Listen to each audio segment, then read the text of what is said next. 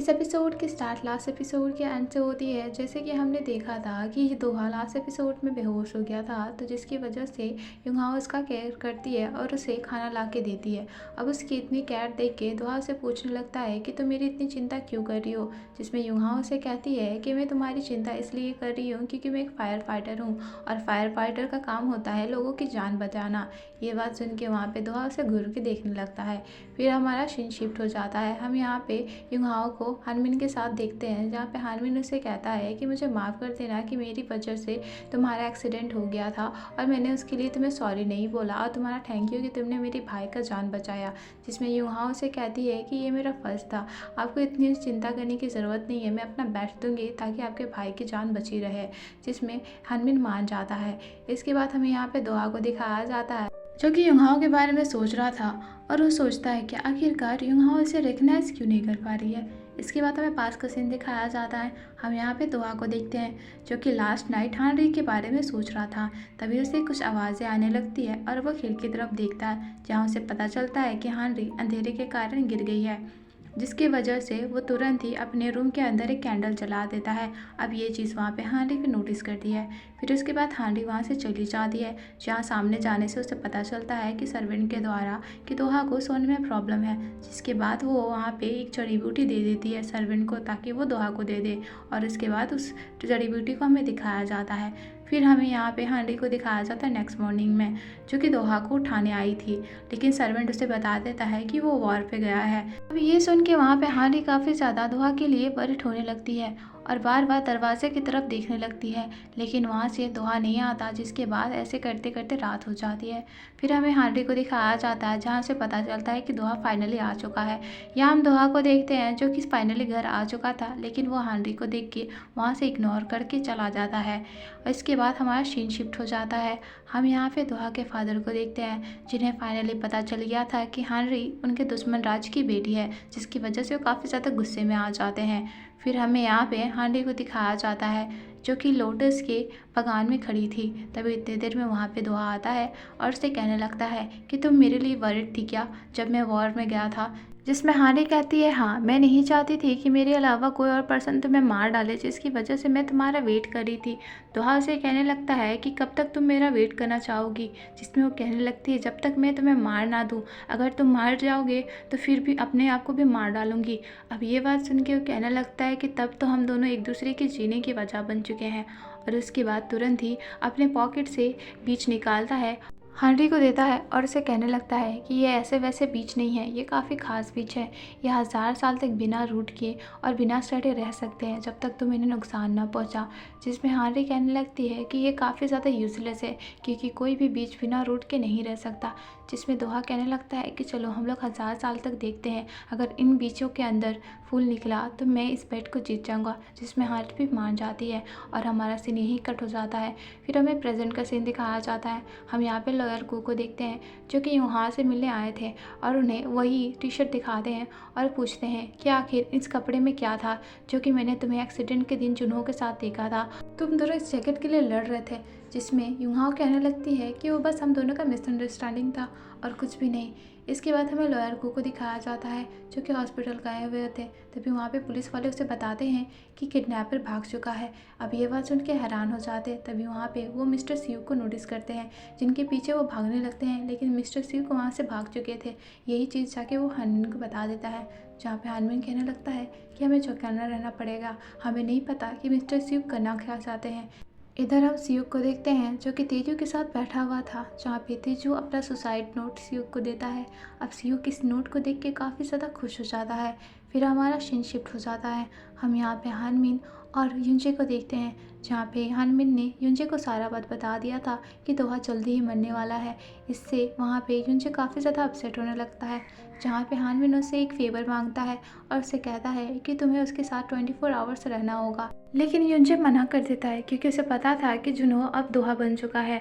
अब जिसमें उसे मना करते हुए देख के वहाँ पे हानमिन उसे कुछ नहीं कहता। इसके बाद हम यहाँ पे हाइन को देखते हैं जो कि लोटस का सीट खोज रहा था। तभी इतनी देर में पीछे से कोई आता है। अब उसे देख के वो डर जाते हैं। हम देखते हैं कि वो चीफ मोंग थे। चीफ मोंग उसे कहने लगते हैं कि मुझे पता है कि तुम इस लड़की को लेकर काफ़ी ज़्यादा वरिड हो और चिंता कर रहे हो। तभी उतनी देर में वो अपने पॉकेट से एक स्पेल स्पेल निकालते हैं और उसे देने लगते हैं, जहाँ वो बताते हैं कि ये स्पेल उस बॉडी के ऊपर दे देना जिसके ऊपर स्पिरिट है। तभी वहाँ पे मॉन्क कहने लगता है कि आप मुझे बता सकते हैं कि वो सीट किसने बनाया था, ताकि मैं भी अपने लिए बना लूँ। लेकिन वो कहने लगते हैं कि वो सीट मैंने नहीं बनाया था, किसी और का अमानत थी। लेकिन वहाँ पे मॉन्क पूछता है किसका, लेकिन वो बताते नहीं हैं और वहाँ से चले जाते हैं। फिर हम यहाँ पे युंहाओ को देखते हैं जो कि दोहा के घर में थी। दोहा उसे देख के पूछने लगता है कि तुम यहाँ पे क्या कर रही हो, जिसमें वो बता देती है कि तुम्हारे भाई ने मुझसे कहा है कि मैं तुम्हारे बॉडीगार्ड बनूं, जिसकी वजह से मैं यहाँ पे हूँ। जिसमें दोहा कहने लगता है कि मुझे लगता है कि तुम काफ़ी ज़्यादा मुझे लेके वरिड हो। ये बात सुन के वहाँ पे युंहा एम्बेरस होने लगती है और टीवी चला देती है। टीवी चलाने पर हमें यहाँ पे 1000 साल पुराना वही सीट दिखता है जो कि आज ग्रो करने वाला था। अब उस सीट को देख के दोहा काफ़ी ज़्यादा हैरान हो जाता है। तो यहाँ पे युंहा उस सीट को देख के कहने लगती है कि मैं तो इस बैट को हार चुकी हूँ। और उसकी ये बात सुन के दोहा उसे पूछने लगता है कि तुमने अभी क्या कहा। जिसमें युंहा अपना होश में आती है और वो कहने लगती है कि क्या मतलब मैंने क्या कहा, मुझे तो भूख लगी है। और वो वहाँ से चली जाती है। उसके जाने के बाद दोहा उसे घूर के देख रहा था। फिर हमें नेक्स्ट मॉर्निंग का दिखाया जाता है। हम यहाँ पे येसुल को देखते हैं जो कि दोहा से मिलने आई थी और ज़बरदस्ती घर के अंदर घुस जाती है, जिसमें दोहा भी कुछ नहीं कर पाता और येसुल अंदर चली जाती है। अंदर जाने के बाद वो तुरंत ही वहाँ पे केक रेडी कर रही थी। तभी सामने में वो युंहाओ को देखती है, जिसकी वजह से उसे गुस्सा आने लगता है और युंहा से पूछती है कि तुम यहाँ पे क्या कर रही हो। जिसमें युंहाओ से बता देती है कि वो दोहा की बॉडीगार्ड है। अब ये बात सुन के वहाँ पे येसुल को काफ़ी ज़्यादा गुस्सा आने लगता है और वो कहने लगती है कि तुम जैसी इंसान और बॉडीगार्ड। इसके बाद वो जाके दोहा से चिपकने लगती है और उसे कहने लगती है कि मुझे तुमसे इंपॉर्टेंट बात करनी है, तो तुम इस लड़की को यहाँ से भगा दो। जिसमें दोहा कुछ भी नहीं बोलता। तभी वहाँ पे युंहाओ कहने लगती है कि मैं खुद ही चली जाऊँगी और उसके बाद वो जाने लगती है। अब ये देख के दोहा को काफ़ी ज़्यादा गुस्सा आने लगता है, तो सामने पड़ा हुआ केक को वो फेंक देता है और वो येसुल से कहने लगता है कि तुम यहाँ से चली जाओ, वरना मैं इसे ज़्यादा भी गुस्सा दिखा सकता हूँ। जिसमें येसुल को गुस्सा आने लगता है और वो वहाँ से चली जाती है। फिर हमारा सीन शिफ्ट हो जाता है। हम यहाँ पे दोहा, युनजे और युंहाओ को देखते हैं जो कि कहीं जा रहे थे, जहाँ पे युनजे युंहाओ से पूछने लगता है कि तुम्हें कौन सा ड्रामा पसंद है। जिसमें युंहाओ बताने लगती है कि मुझे हिस्टोरिकल ज़्यादा पसंद है। हिस्टोरिकल में भी लव रिवेंज वाला, ऐसा रिवेंज जहाँ पे लड़के ने लड़की के पेरेंट्स को ऑलरेडी मार दिया है और वो बदला लेने के चलती उस इंसान से प्यार कर बैठती है। और ये बात सुन के वहाँ पे दोहा उसे काफ़ी हैरानी से देख रहा था। फिर हमें स्पोर्ट का सीन दिखाया जाता है जहाँ पे तीरंदाजी उन्हें करनी थी और येसुल दोहा के पास आती है और उसे सिखाने की कोशिश करती है। जहाँ पे दोहा उसे कहता है कि तुम्हें सिखाने की ज़रूरत नहीं है, तुम साइड हटो, मुझे पता है कि मुझे क्या करना है। इसके बाद वो पहला तीर लगाने लगता है और उसका तीर बहुत ज़्यादा सटीक बैठता है और उसे ऐसा तीर लगाते हुए देख के सभी लोग हैरान हो जाते हैं और उसके लिए क्लैपिंग करने लगते हैं। जैसे वो दूसरा तीर लगाता है तभी वहाँ पे युंहा उसकी आंखों को नोटिस करती है और अपनी मेमोरीज़ को याद करती है जो कि उसने सपना में देखा था।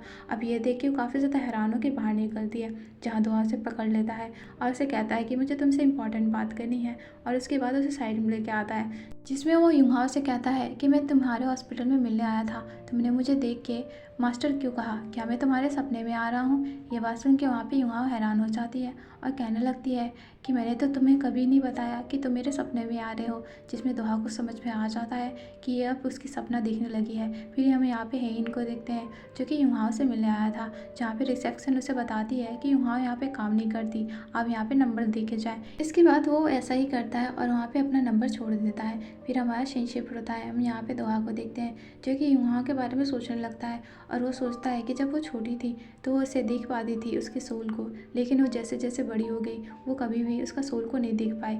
यहाँ हम युंहाओ को देखते हैं जो कि लिफ्ट में होती है और काफ़ी ज़्यादा एम्बैरस हो रही थी। इतनी देर में वहाँ पे दोहा आता है, उसे कहता है कि क्या तुम मुझे देख के एम्बैरस हो रही है तो तुम यहाँ से निकल सकती हो। जिसमें वो कहने लगती है कि मैं क्यों निकलूँ। तभी उस लिफ्ट में हेइन आ जाता है। हेइन को देख के दोहा समझ जाता है कि ये कौन है और वो दोनों अंदर चले जाते हैं, जहाँ पे हेइन पूछने लगता है कि तुम यहाँ पे क्या कर रहे हो। तो वह दोहा कहने लगता है कि ये सवाल तो मुझे तुमसे पूछना चाहिए। तभी वो बोलने लगता है कि मैं तो तुम्हें अपनी जगह पर वापस भेजने आया हूँ। और उसके बाद वो ताबीज़ उसके सीने में लगा देता है। अब ये देख के वहाँ पे युंहाओ हेइन को मारने लगती है और उसे लिफ्ट से बाहर फेंक देती है, जहाँ पे दोहा को काफ़ी ज़्यादा गुस्सा आने लगता है और वो हेइन को मारने ही जा रहा था, लेकिन वहाँ पे युंहाओ उसे रोक लेती है, जिसकी वजह से हेइन बच जाता है और उसके बाद वो भाग जाता है। जिसके बाद वो तुरंत ही चिपमोंग को कॉल करता है, जहाँ वो चिपमोंग को बताने लगता है कि मुझे समझ में नहीं आ रहा है कि ताबीज़ काम क्यों नहीं कर रही है। जिसमें चिपमोंग उसे वापस बुलाने लगते हैं। इसके बाद हम यहाँ पे दोहा और युंहाओ को देखते हैं जो कि अंदर जा रहे थे। तभी इतने देर में वहाँ पे दोहा को कुछ अजीब सा फील होता है, जिसके बाद वो बेहोश होने लगता है। ये देख के वहाँ पे युंहाओ हैरान हो जाती है और उसे उठाने की कोशिश करती है। जैसे उसका पल्स चेक करती है तो वो जिंदा लाश बन गया था। इसके बाद जैसे उसको सीपीआर दे रही थी, इतने देर में देखती है कि वहाँ से कुछ सोल निकल रही है और वो दुहा की सोल थी। और इसी के साथ हमारा सीन कट हो जाता है। मिलते हैं नेक्स्ट एपिसोड में। Thank you for watching guys.